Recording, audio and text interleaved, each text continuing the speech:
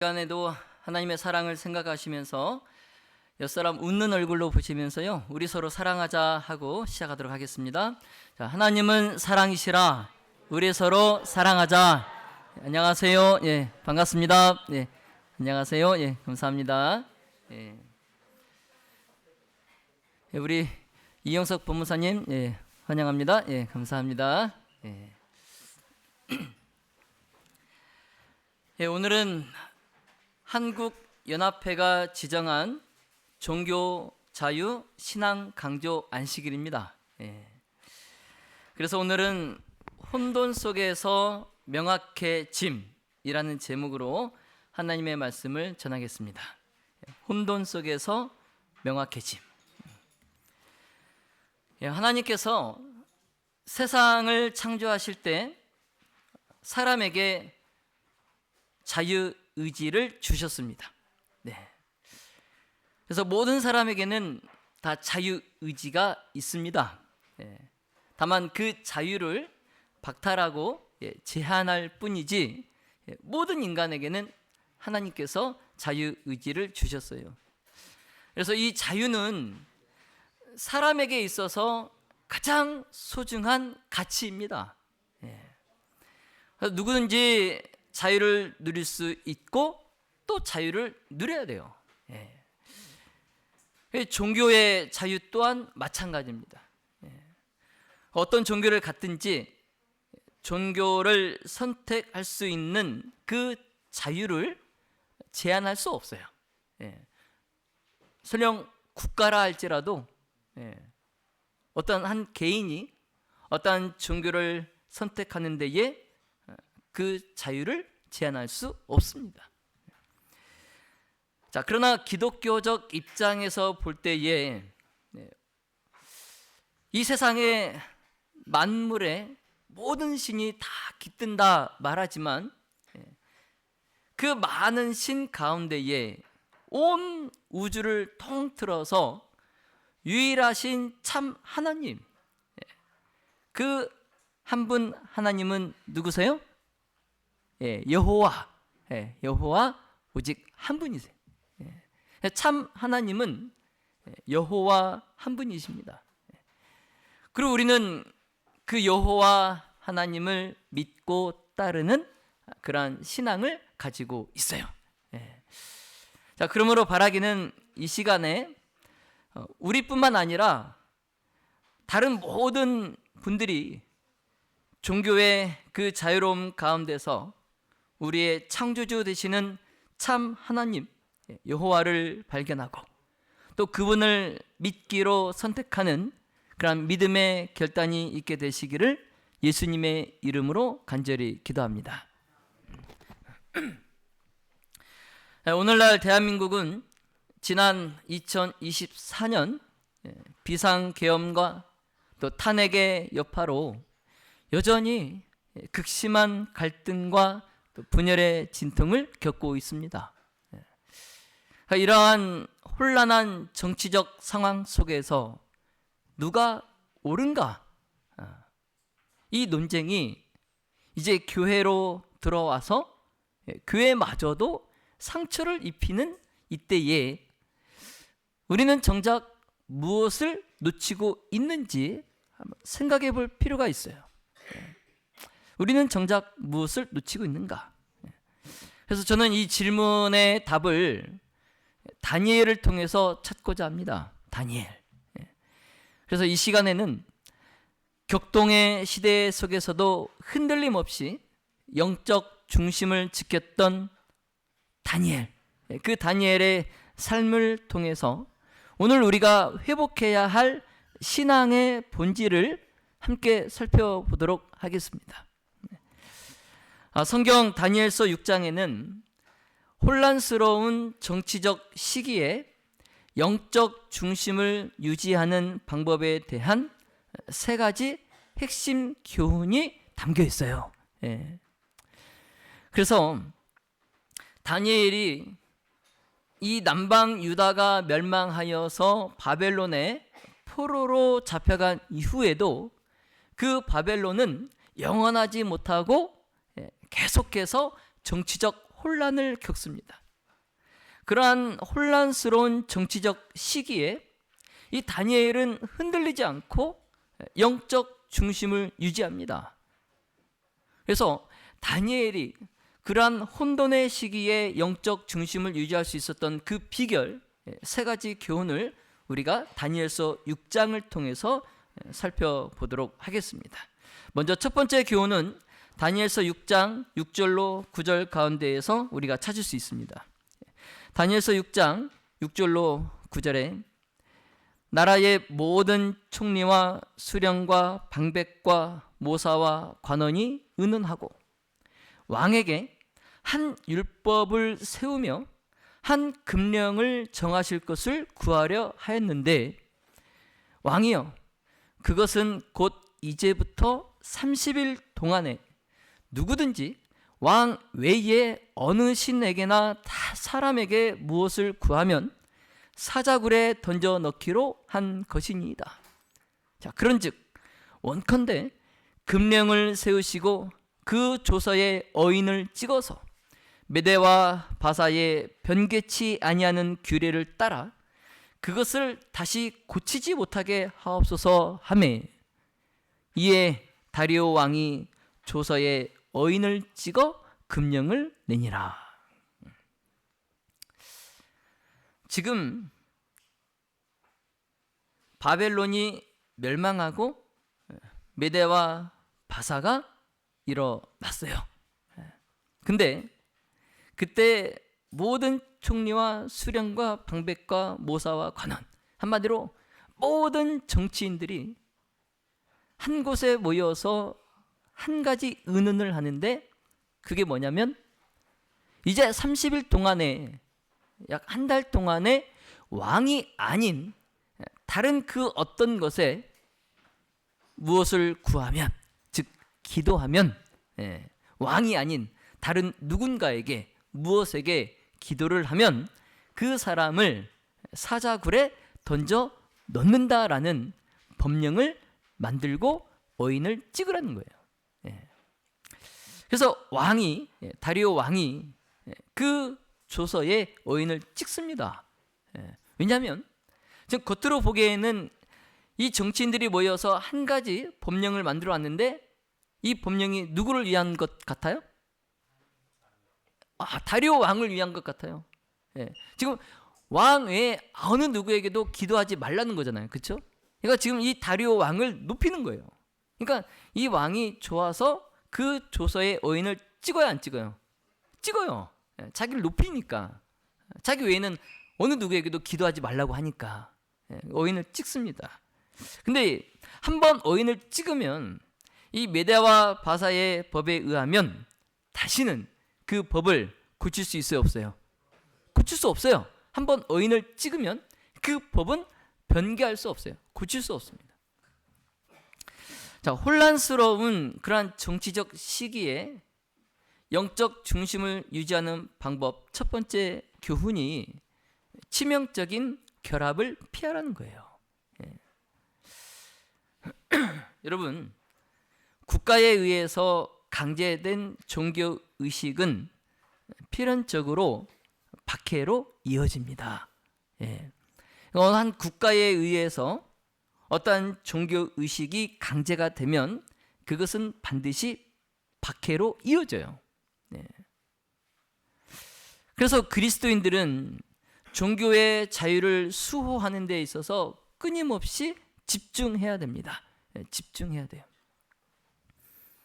그 다리오 왕이 서명한 것과 같은 그 법이 왕 외에는 어느 누구에게도 기도하지 못하게 하는 그러한 법이 오늘날 이 2026년 대한민국에서도 시도가 된다면 어떻게 될까요? 여러분, 그 메대와 바사에서 그 다리오 왕 외에는 어느 누구에게도 기도하지 말라는 법이 오늘날 이 법이 우리나라에서 시행된다면 어떻게 될까요? 만일 우리나라에서 이 법이 어떤 특정 대상에게만, 한 사람에게만 기도해야 된다, 이를 어기면 처벌을 받는다, 이런 법안이 통과되려 한다면 우리나라는 어떻게 될까요? 아마도 그 법안은 시행되기도 전에 국민들과 사회 전반에 강한 뭐에 부딪힐까요? 시위. 너무 세게 나가네요. 반대에 부딪히겠죠, 그렇죠? 왜 그렇습니까? 왜 그러한 법은 만들지 못하도록 국민들이 반대할까요? 이 대한민국 사회는 오랜 시간 동안 종교의 자유와 종교 분리의 원칙을 매우 중요하게 여겨왔기 때문에 그렇습니다. 그래서 우리 헌법은 분명히 말합니다. 국가는 특정 종교를 강요할 수도 없고 어떤 종교도 차별해서도 안 된다. 괜찮습니다. 앉으셔도 됩니다, 지사님. 괜찮습니다. 괜찮습니다. 감사합니다.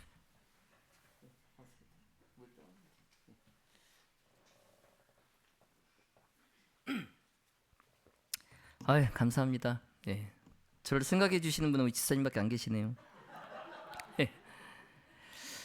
우리가 역사를 돌아보면은 국가 권력이 종교 문제에 개입해서 어떤 신앙을 금지하거나 또 반대로 어떤 신앙을 강요할 때에 그 결과가 언제나 갈등과 분열 그리고 박해로 이어져 왔던 것을 알 수 있어요. 그래서 이 성경 속의 다니엘의 이야기 역시도 바로 그 한 예입니다. 지금 기도를 금지하는 명령과 어떤 특정 대상에게만 기도하도록 강요하는 명령이 만들어졌어요. 근데 이러한 것들은 결국 그 같은 뿌리에서 나온 거예요. 우리가 한 가지 생각해 볼 이야기가 있습니다. 자, 미국은 흔히 우리가 무슨 국가라고 부릅니까? 기독교 국가라고 불러요. 기독교 국가.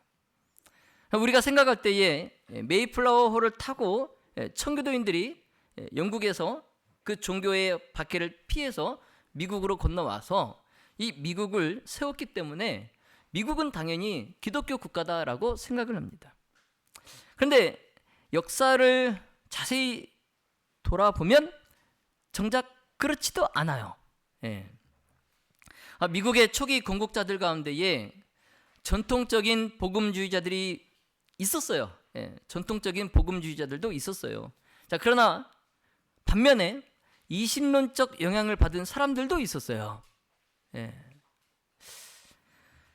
그래서 이 이신론은 이제 17세기, 18세기에 계몽주의 영향을 받은 사람들이 하나님이 세상을 창조하셨다는 것은 인정을 하지만 세상을 창조하신 이후에는 이 세상을 자연 법칙에 맡겨 두셨다는 거죠.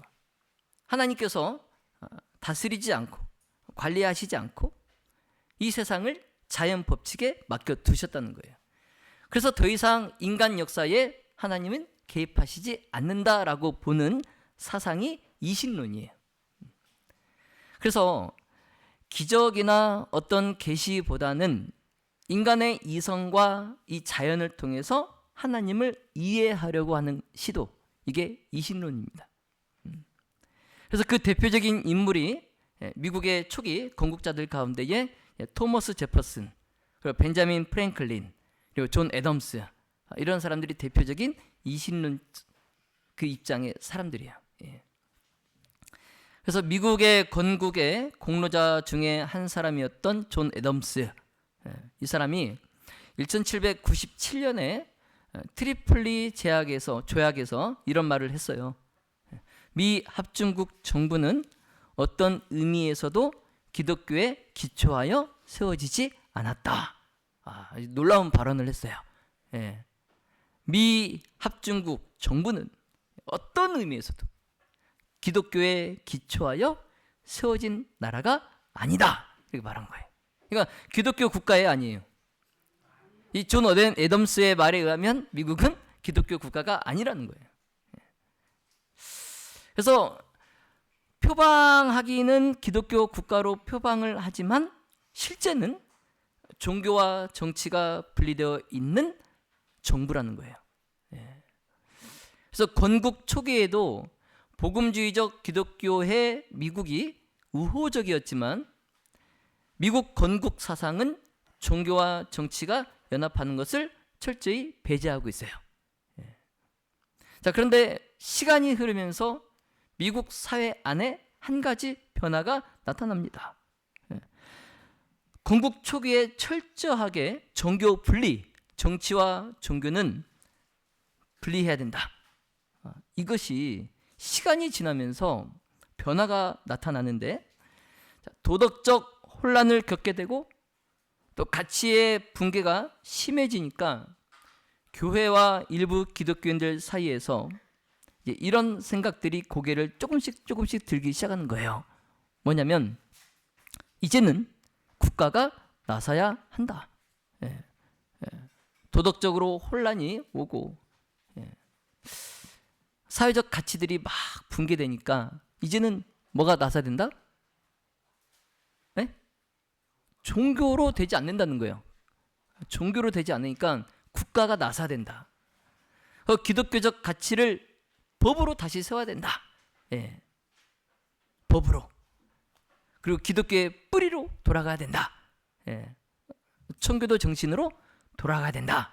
이런 생각들이 조금씩 고개를 들기 시작하는 거예요. 자, 그러나 미국 건국 초기 때 종교 분리의 원칙을 확고히 했어요. 그래서 이 미국 건국 초기에 기독교적 뿌리가 없어요. 그래서 돌아갈 수 없어요. 뿌리가 없으니까 돌아갈 수 없어요. 그럼에도 불구하고 교회가 이 정치를 이용하려고 자꾸 요구를 하는 겁니다. 국가가 나서줘야 된다. 근데 이 사람들이 볼 때는 교회가 하는 이런 말들이 되게 좋은 의도처럼 들려요. 좋은 의도로 들려요. 그런데 여기서 한 걸음 더 나아가면 어떤 일이 일어날 수 있을까요? 한 걸음 더 나아가면, 자, 만약 국가가 특정한 세력의 압박에 의해서 도덕을 회복하고 하나님을 기억하게 하기 위해서 종교적인 특정한 날을 정하고 그 날을 모든 국민이 지키도록 법으로 강제하면 어떻게 될까요? 자, 미국이 어떤 한 특정한 종교를 선택해서 법으로 그 날을, 그 종교를 지키도록 법으로 강제하면 어떤 일이 일어나게 될까? 우리 엘렌 화이트 선지자는 이렇게 말씀하고 있습니다. 각시대의 대쟁투에 급속히 퍼져가는 타락적 풍조가 소위 그리스도인 안식일인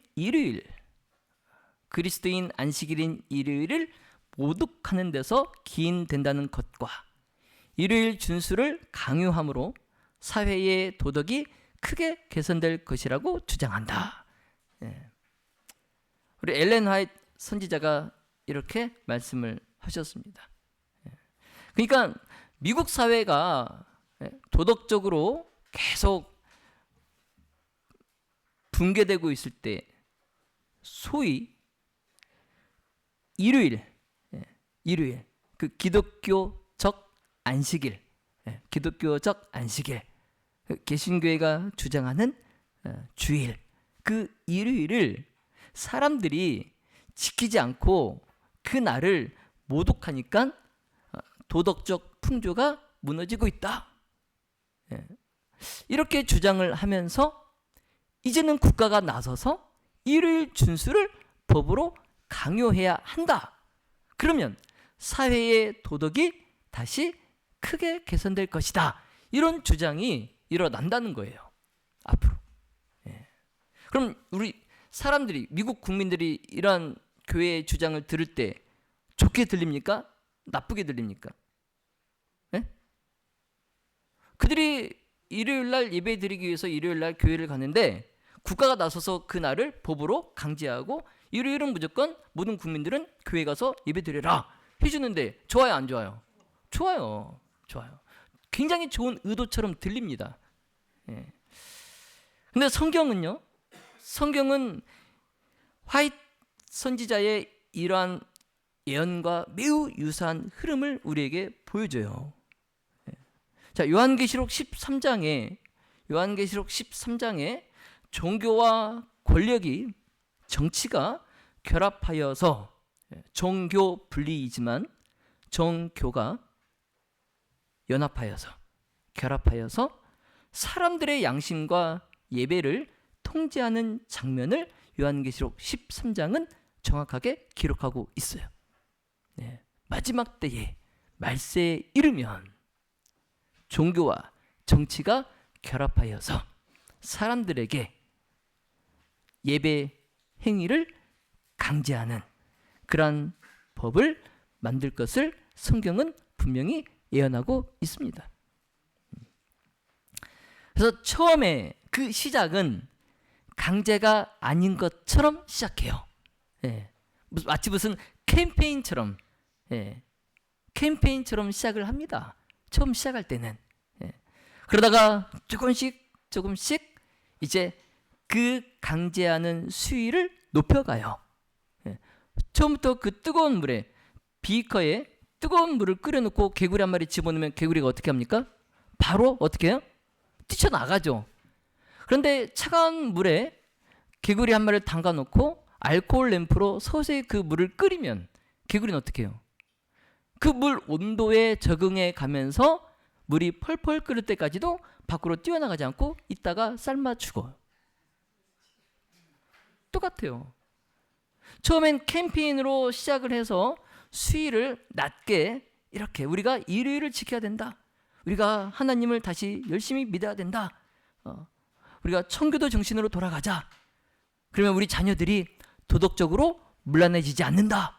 막 이렇게 캠페인을 막 이렇게 하다가 이제 조금씩 잘 안 되니까 우리가 이거를 우리가 법으로 한번 만들어 보면 어떠냐. 뭐 이런 식으로 하면서 이제 법으로 만들게 되고 이제 그 법을 지키지 않으면 이제 뭐 감옥에 가둘 수도 있고 점점점 그 수위를 높여가는 거예요. 결국에 이제 일요일을 강요하는 그 법이 완전히 굳혀지게 되는 거죠. 그래서 재림교회는 오랫동안 국가적이고 강제적인 일요일 휴업령, 일요일 휴업령에 대해서 연구해 오면서 한 가지 중요한 흐름에 주목해 왔어요. 자, 그것은 뭐냐면 어떤 흐름이냐면 국가 권력이 종교적 행위를 강제하는 방향으로 나아갈 가능성이에요. 국가 권력이 종교적 행위를 강제하는 방향으로 나아갈 수 있다는 거죠.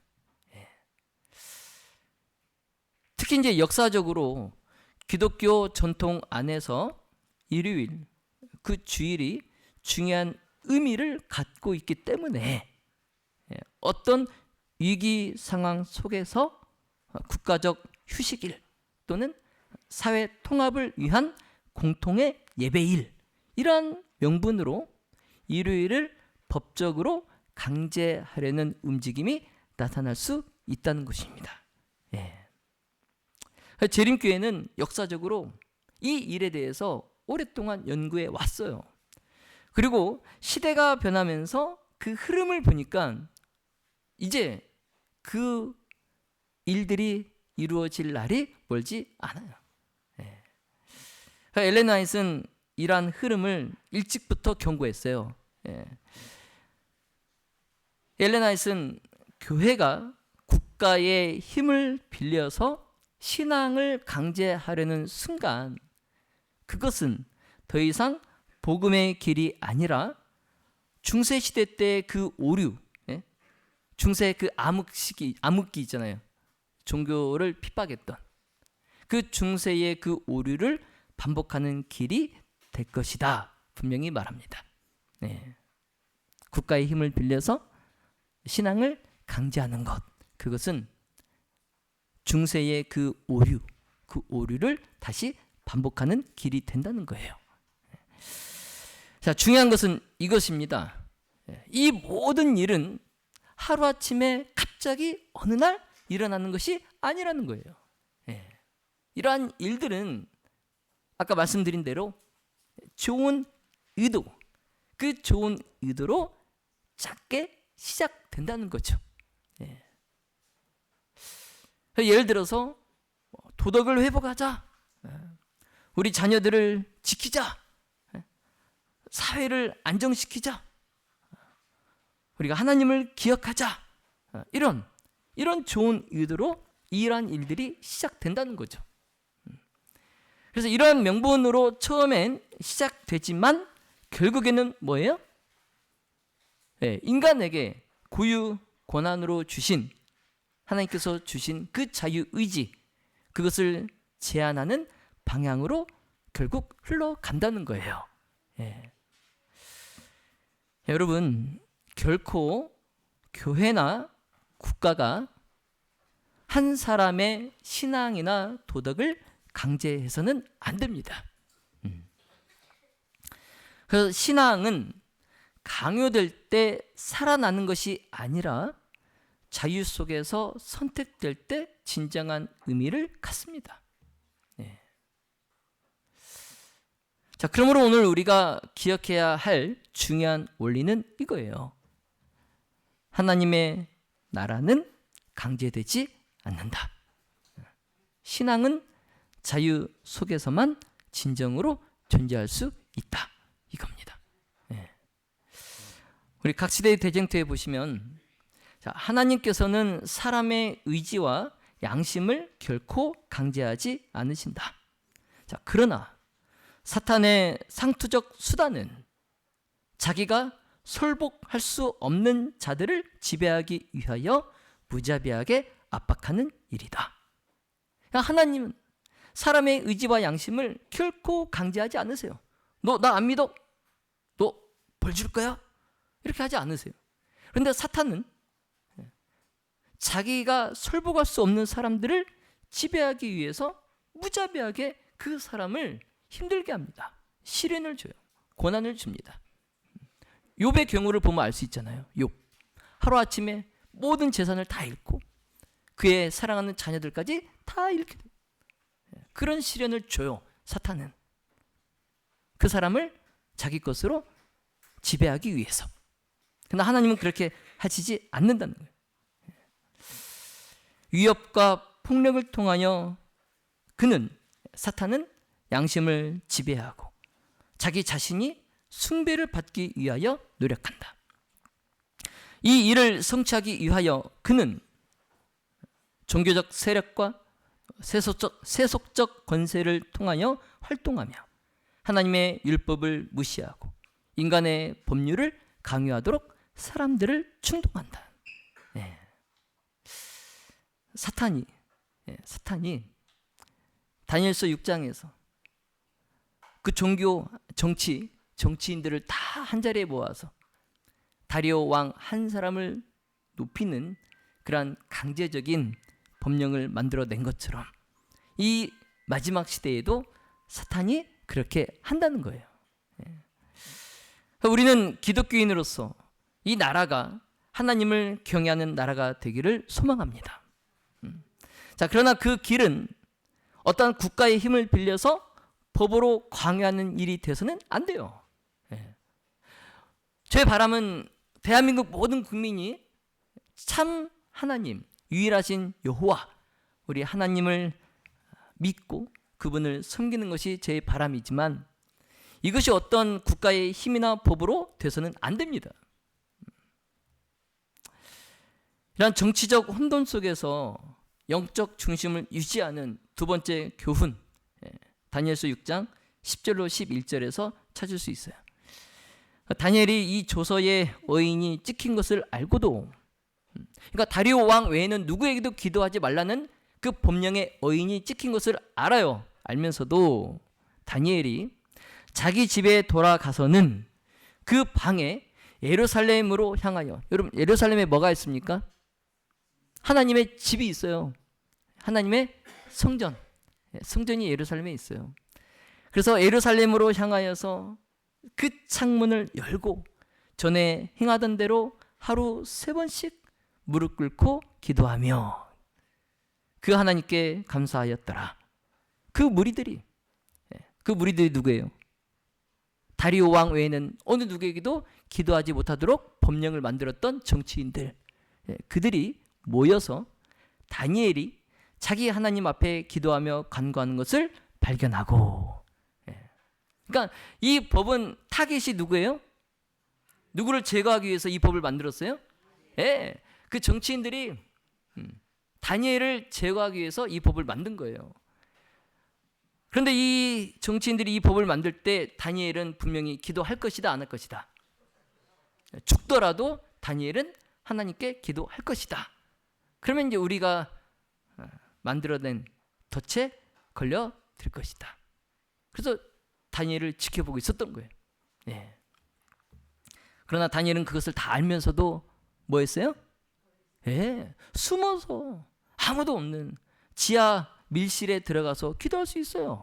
하나님은 그곳에 계셔, 안 계세요? 계셔요. 아무도 보지 않는 지하 밀실에서 조용히 소리내지 않고 기도해도 하나님은 그 기도를 들으시고 그곳에 계십니다.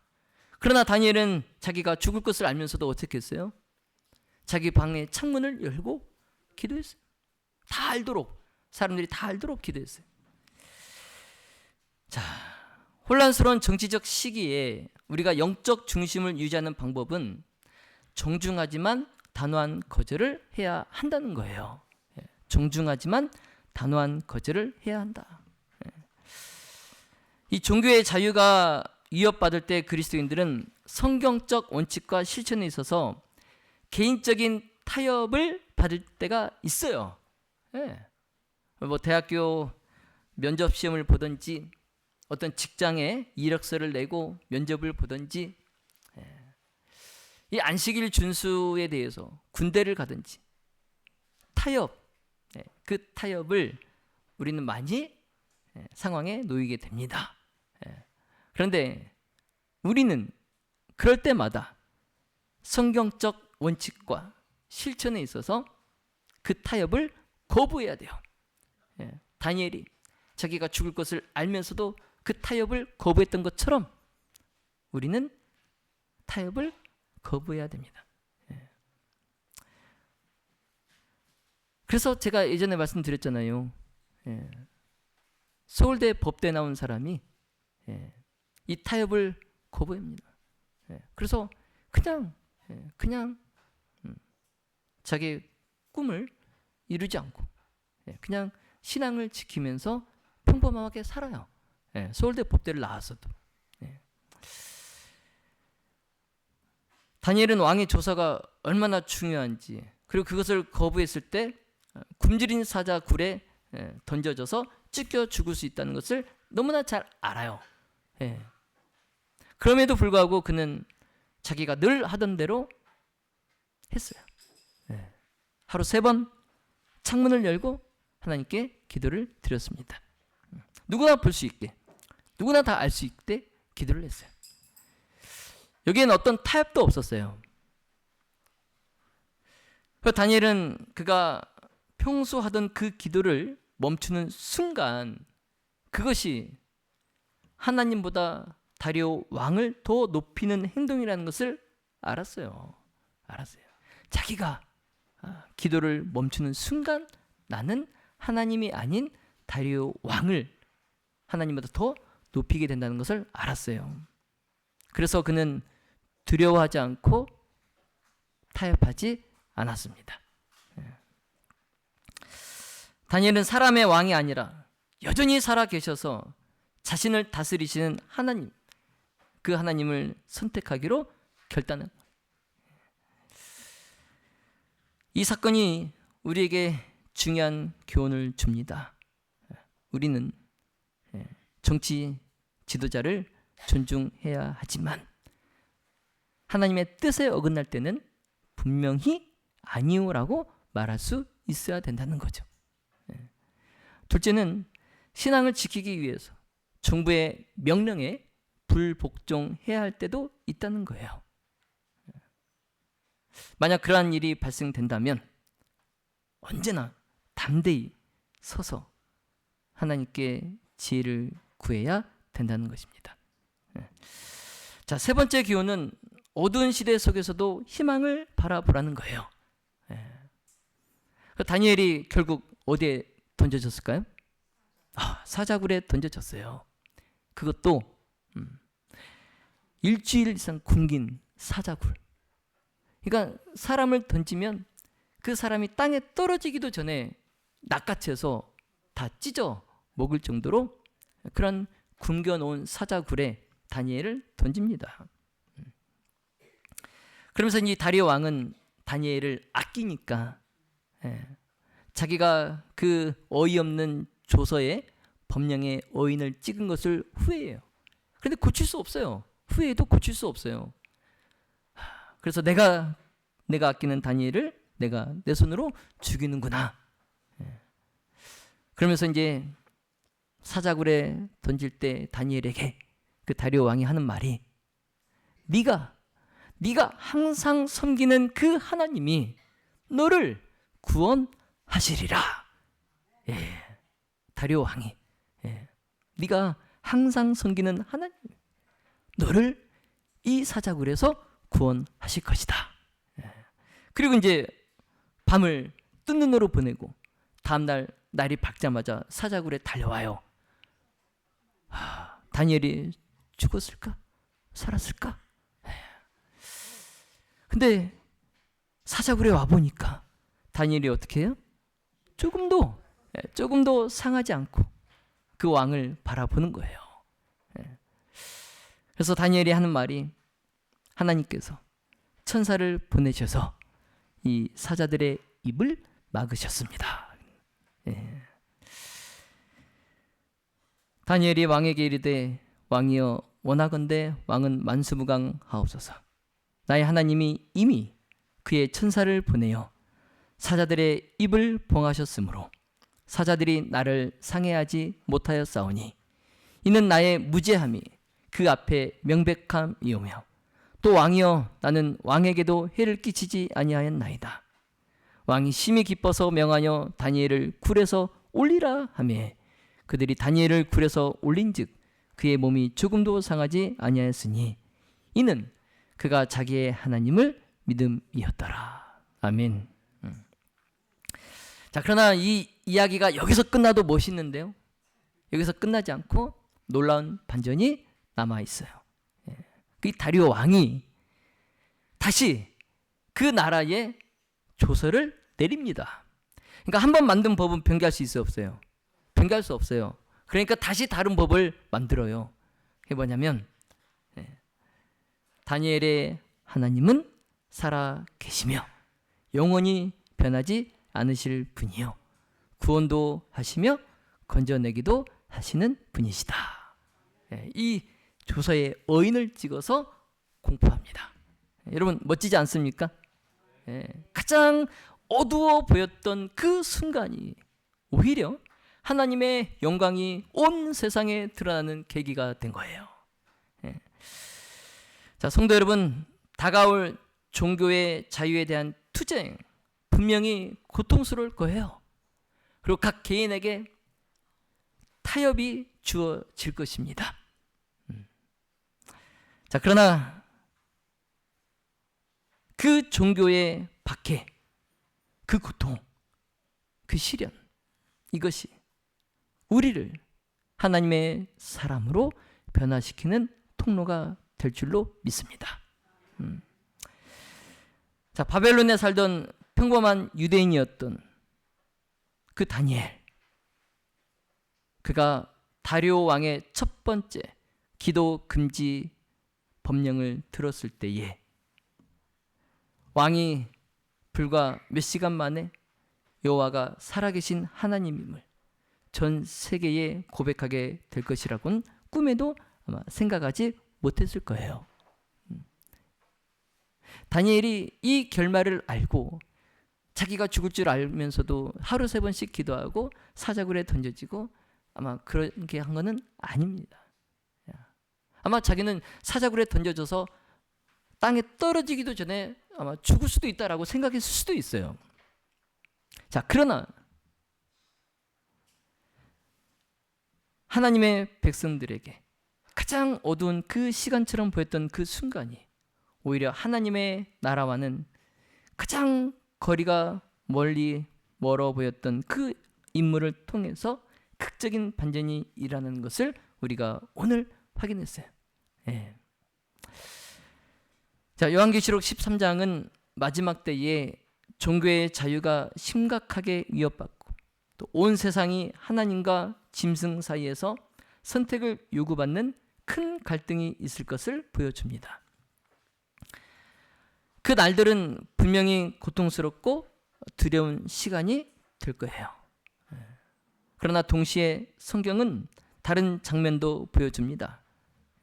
요한계시록 18장, 여기엔 온 땅이 하나님의 영광으로 환해질 것을 말씀하고 있어요.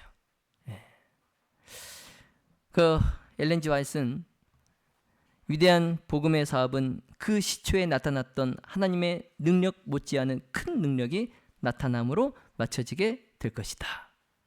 복음 사업의 시초에 이른 비가 내림으로 성취된 예언들은 그 사업의 종말에 늦은 비가 내림으로 다시 성취될 것이다. 하나님의 종들은 거룩한 헌신으로 빛나고 밝은 표정을 얼굴에 짓고 하늘에서 온 기별을 선포하기 위하여 이곳에서 저곳으로 분명히 왕래할 것이다. 온 세상은 무수한 음성으로 경고를 받을 것이다. 이적들이 일어나고 병자들이 고침을 받게 될 것이며 표적과 기사들이 믿는 사람들에게 따를 것이다. 아멘. 자, 여러분, 그러므로 다가올 위기를 우리가 미리 두려워하지 맙시다. 비록 시련은 있겠지만 그 시기는 또한 하나님의 교회의 가장 빛나는 시간이 될 것입니다.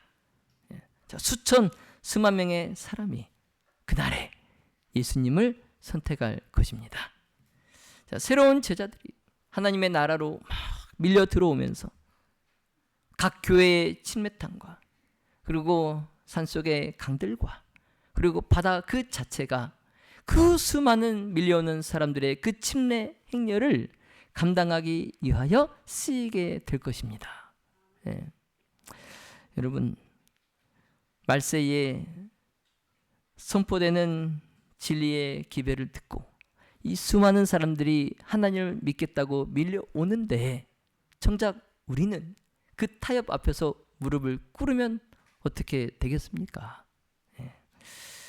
자, 각계각층의 사람들이 예언적인 제 11시, 모르겠어요. 지금은 11시 50분이 11시 55분이 이제 12시가 다 되어가는, 이제 이 제 11시에 사탄의 진영을 떠나서 하늘의 대열에 합류할 것입니다. 자, 간단히 말씀드려서 지구 역사상 가장 놀라운 시기가 될 것입니다. 지금도 인도에서 수천 명씩 침례를 받고 하나님의 자녀로 거듭나는 놀라운 성령의 역사가 지금도 일어나고 있어요. 그런데 이 마지막 때에 가면 그것은 아무것도 아니에요. 그것보다 더 놀라운 역사가 일어날 것입니다. 수많은 사람들이 하나님의 대열에 합류할 것입니다. 저는 그 자리에 서고 싶습니다. 여러분 어떠세요? 여러분도 저와 함께 그 대열에 서 계시기를 간절히 바랍니다. 우리는 참으로 혼란스러운 이런 정치적 시대를 지금 살고 있어요. 자, 하지만 그 혼돈이 하나님과 또 그분의 말씀을 향한 우리의 시야를 가리게 될 이유 전혀 없어요. 그 대신에 우리는 다니엘과 또 다리오의 오늘 교훈을 통해서 여전히 영적 명확함을 찾을 수 있음을 기억하시기 바랍니다. 자, 믿음의 모든 가족 여러분, 과거에 우리를 인도하셨던 그 신실하신 하나님께서는 앞으로 닥칠 그 어떤 종교적 위기 속에서도 우리를 결코 포기하지 않으실 것입니다. 자, 이 격동의 마지막 때에 사람의 법이 아닌 하나님의 율법을 선택하며 사람이 만들어낸 일요일이 아니라 하나님께서 태초에 지정하신 일곱째 날 안식일, 이 토요일, 이 안식일을 우리가 선택함으로 오직 하나님의 영광을 위하여 전진하는 저와 여러분이 되시기를 간절히 바라며 말씀을 마치겠습니다.